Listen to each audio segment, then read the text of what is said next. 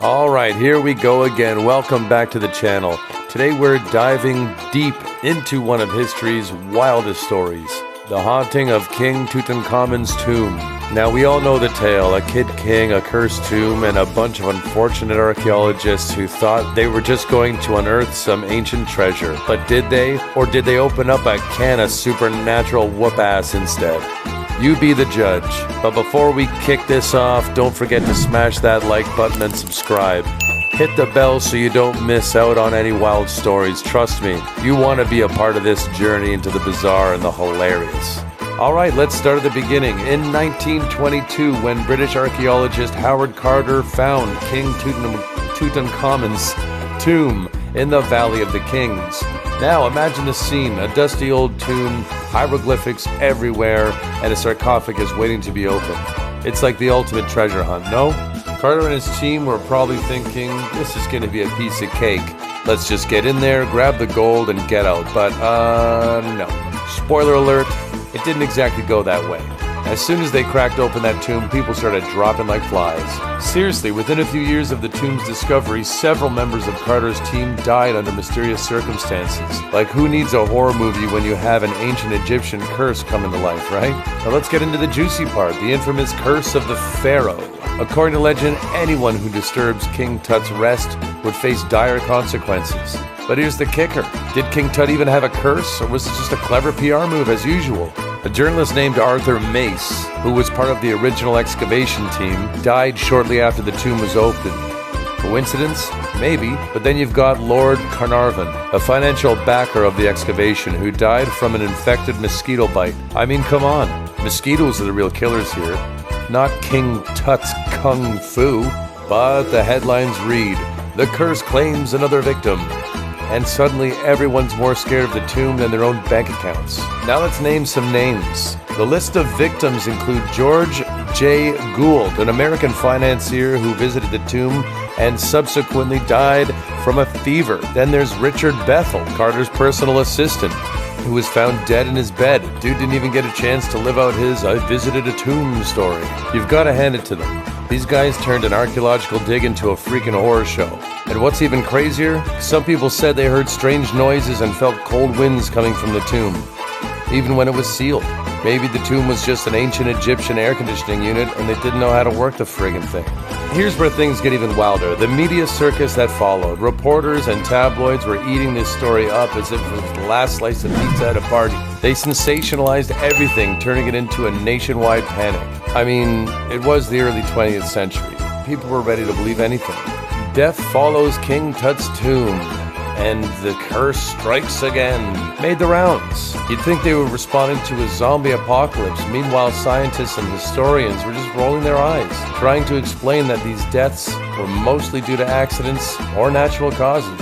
But nobody wants to hear that. They want ghost stories, they want curses, they want fucking drama. But let's get real for a second. Many skeptics point out that the curse was a hoax, possibly orchestrated by the media or even rival archaeologists. Think about it. If you're trying to dig up ancient treasure, what's a better way to scare off your competition than spread tales of a deadly curse? One skeptic, Dr. Zehi Hawass, a renowned Egyptian archaeologist, said it best. There is no curse. The real curse is the stupidity of people. I mean, shout out to Dr. Hawass for keeping it 100. And let's not forget British Egyptologist Salima Ikram, who argues that the deaths were most likely due to a combination of exposure to mold, bacteria, and even carbon monoxide from the tomb. So instead of curses, we've just got an ancient ventilation issue. Fast forward to today, and guess what? The story of the curse is still going strong. In 2005, scientists tested the tomb's artifacts and found traces of mold and bacteria that could have made people incredibly sick. So maybe there's a scientific explanation after all. And in 2018, scientists found a specific strain of mold that could potentially cause respiratory issues. Who needs ghosts when you've got allergies, right? But no, we're not done yet. The allure of a curse means that there are still people investigating. Paranormal investigators claim to hear whispers and see shadows when they visit. I mean, if I were a ghost, I'd be chilling in the afterlife. not haunting some tourists. The curse of King Tut has become such a big part of pop culture that it's even made it into the movies, books, and TV shows. You've got everything from Scooby-Doo episodes to the Mummy franchise. It's like Hollywood just can't get enough of this haunted tomb vibe. And who could forget the musical homage? I mean, there's gotta be a Pharaoh funk album out there somewhere. Groovin' with the Dead could be a hit single. So what's the verdict?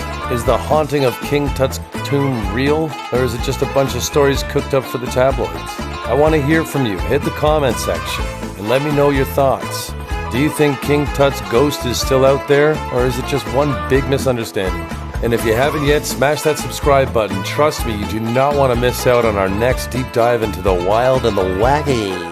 But here's the thing, whether or not you believe in the curse, the haunting of King Tut's tomb has become a cultural phenomenon. It sparked debates, inspired art, and created a legacy that keeps people intrigued even today. Just think about it. An 18-year-old pharaoh, buried with treasures, only to have his resting place turned into a pop culture goldmine. I mean, King Tut wasn't just a kid. He was a trendsetter, bro. Now let's talk about some recent developments. In 2020, Egypt opened a brand new museum in Cairo to house King Tut's artifacts. They even created a virtual tour of the tomb, making it accessible to people all over the world.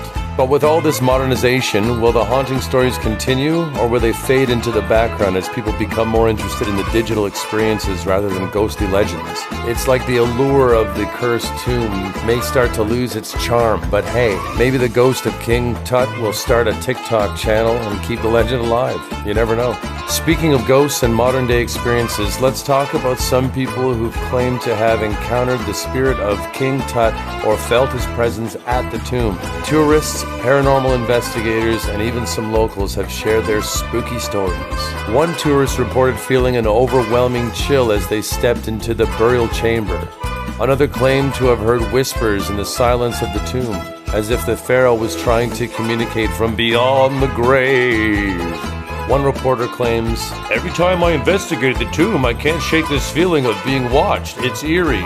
Sometimes you see shadows darting across the walls when you're holding flashlights in your hand and walking, my guy. Come on."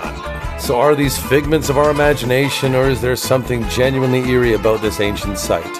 Now, it's essential to bring a bit of science into this mix. As we mentioned earlier, experts have found molds and bacteria in the tomb that could cause illnesses. So instead of ghostly curses, it's most likely a case of bad air quality. Historians and scientists have argued that many who have entered the tomb experiences negative health effects due to the spores and toxins in the air. The tomb is essentially a sealed environment, which can lead to a buildup of dangerous microorganisms. This is more likely the cause of ailments than any supernatural entity. Sounds like King Tut's tomb could use a little modern ventilation, right? The King Tut story doesn't just stop with curses and health issues.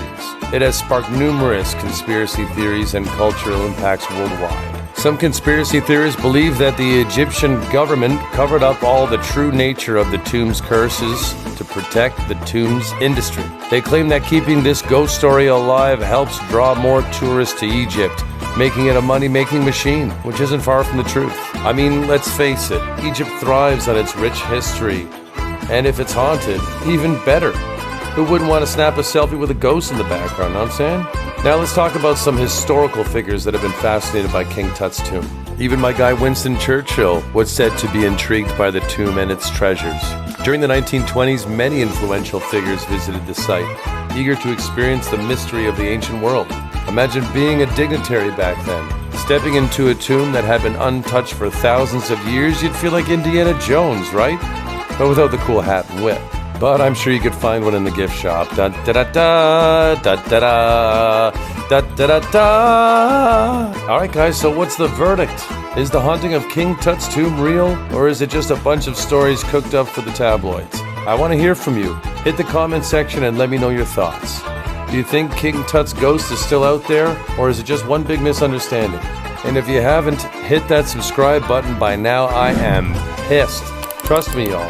The next videos we have for you are gonna blow your head clean off. The fascination of King Tut's tomb continues, with new technologies allowing for further exploration. Recently, archaeologists have used ground-penetrating radar to scan the area surrounding the tomb for hidden chambers. You can imagine what they might find. More treasures, more curses, who knows? Every time we explore further, we uncover more mysteries. King Tut's tomb might just be the tip of the iceberg. Talk about a never-ending saga.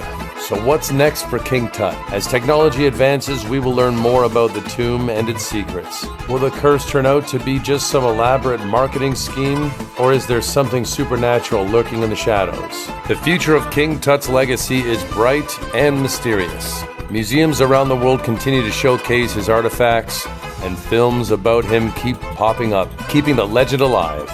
And while many people may be skeptical about the hauntings, it's clear that King Tut's tomb has become a legend in its own right. Whether it's the tales of curses or the mystery of the artifacts, the tomb continues to captivate audiences worldwide. So the haunting of King Tut's tomb, maybe it's more than just a story. It's a cultural phenomenon that keeps growing and evolving, just like the stories told about it. Alright folks, let's bring it all together.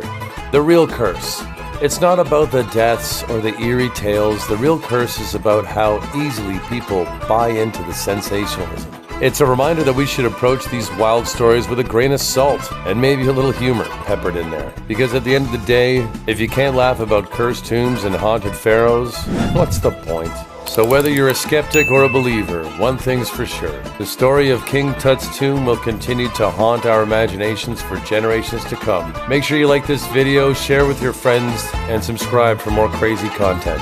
Until next time, stay curious and remember, don't mess with the ancient tombs unless you're ready to deal with the ghosts of the past, okay? Shit.